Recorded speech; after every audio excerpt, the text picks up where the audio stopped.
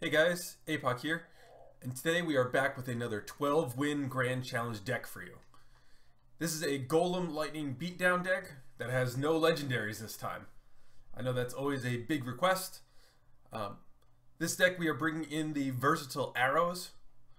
They are pretty strong, especially versus the Lavaloon decks, and as well as still function to stop Goblin Barrels and Goblin Gangs. One of the nice things about arrows is that it's able to get rid of one of Golem's biggest weaknesses, which is Minion Horde. It also provides such a huge radius that you can often hit multiple targets and still getting that positive elixir trade that you wanted. So let's hop into this chest opening, and then we'll get into some matches. So first, we get our nice 22,000 gold, 3 minions, couple cannons.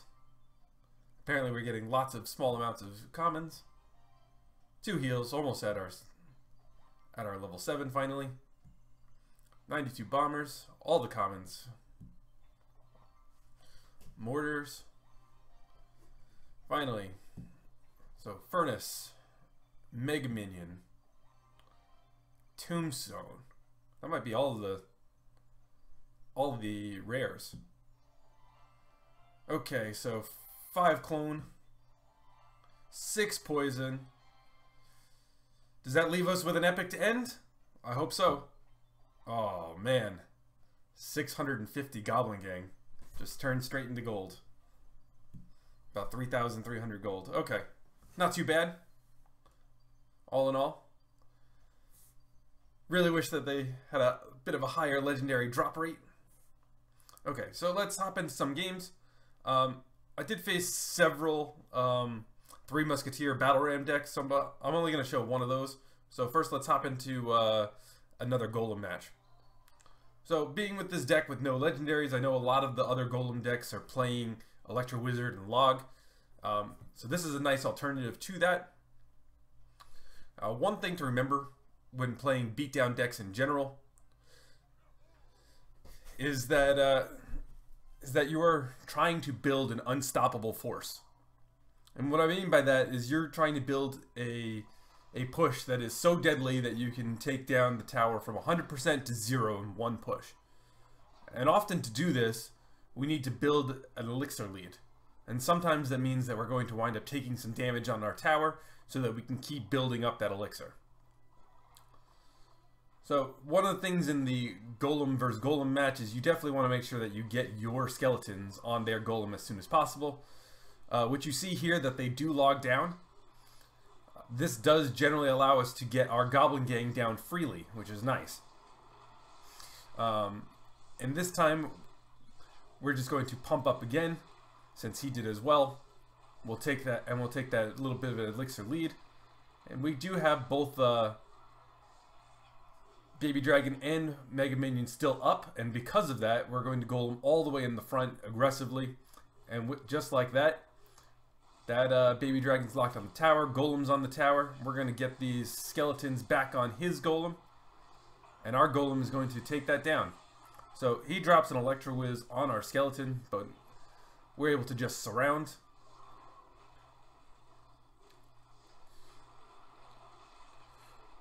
And as you see here, our tower is dead. We're going to pump up again, keeping our elixir advantage this whole time. And now we can start working on the next tower. Our tower is not in lightning range. It would take 2 lightnings for him to do that. So, but with that said, he is moving into the next tower.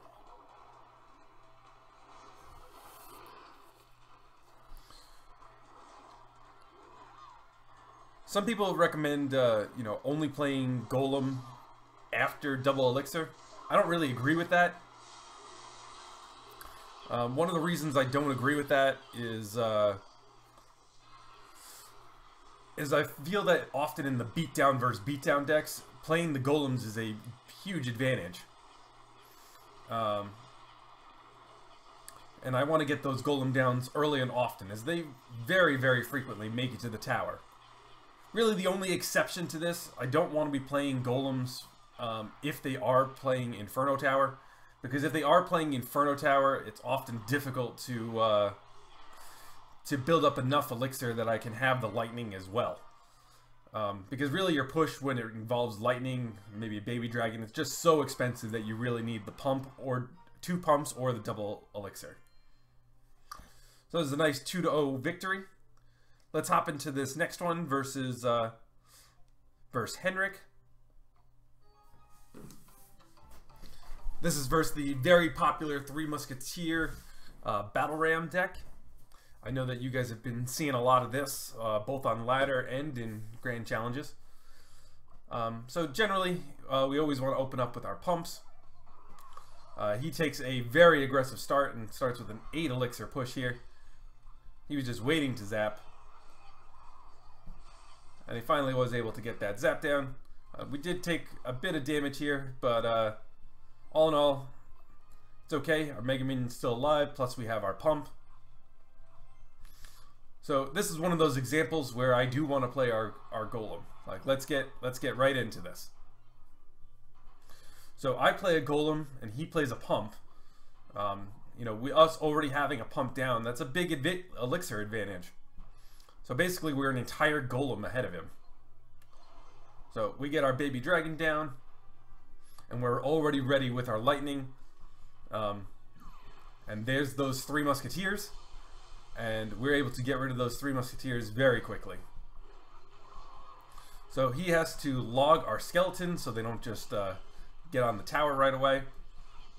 But it's a bit late, as we do have our Goblin Gang and our baby dragon main minion. Everything is beaten down that tower. So we want to preserve our elixir advantage. So we're going to get our pump up here. And he does the same. He does have 2 pumps now. Our first pump ran out. So he, even though we are at an elixir advantage right now, we are a little bit down because he does have a couple more ticks on that pump. So this is what I mean about the beatdown, is sometimes it's okay just to take the damage.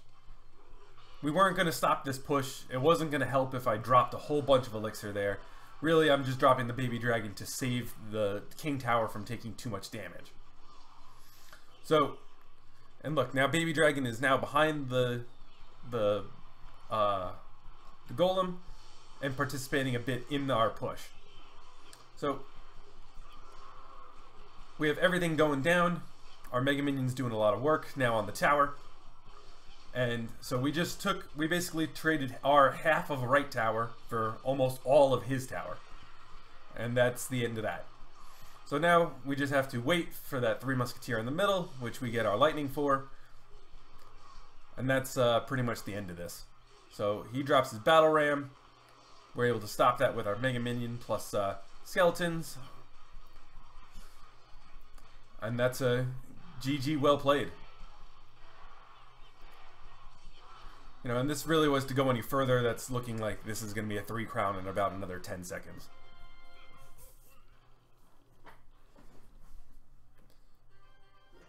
So one of the other things in this matchup is you want to make sure you really well position your lightning to make sure that you don't hit something like a knight with your lightning, and you make sure you're hitting multiple musketeers.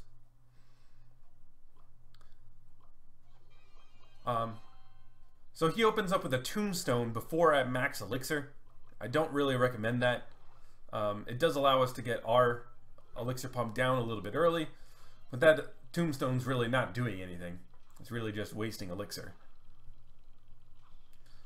So we'll play our baby dragon in the back so that that Mega Minion has to cross the bridge and fight on our side. So we're dropping our skeletons here so that it clumps that minions and Mega Minion up. So baby dragon was able to take out both of them using those skeletons. And then our baby dragon also takes out that tombstone, making sure that our golem has a nice clear pass to the tower. And then finally, we find out that he's playing Lavaloon. Now, we are already in trouble here. That balloon is definitely going to hit the tower. So really at this point, our goal is now to take his tower as well. So our Golem is on the tower. He committed a lot of Elixir, and we're going to do the same.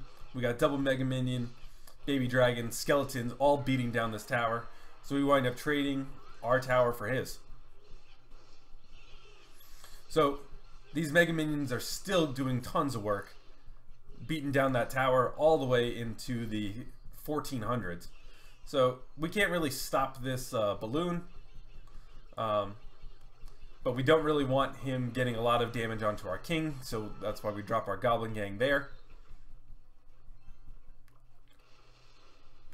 And really, with his king tower so low, he knows that we're going to go for it, so he has to do the same. So with at only 860, let's start getting to work and work on this 3 crown. So we'll drop our Mega Minion. He pre-plants his tombstone. That's pretty risky, as we want to get rid of that tombstone, make sure that it's not in the way of our Golem.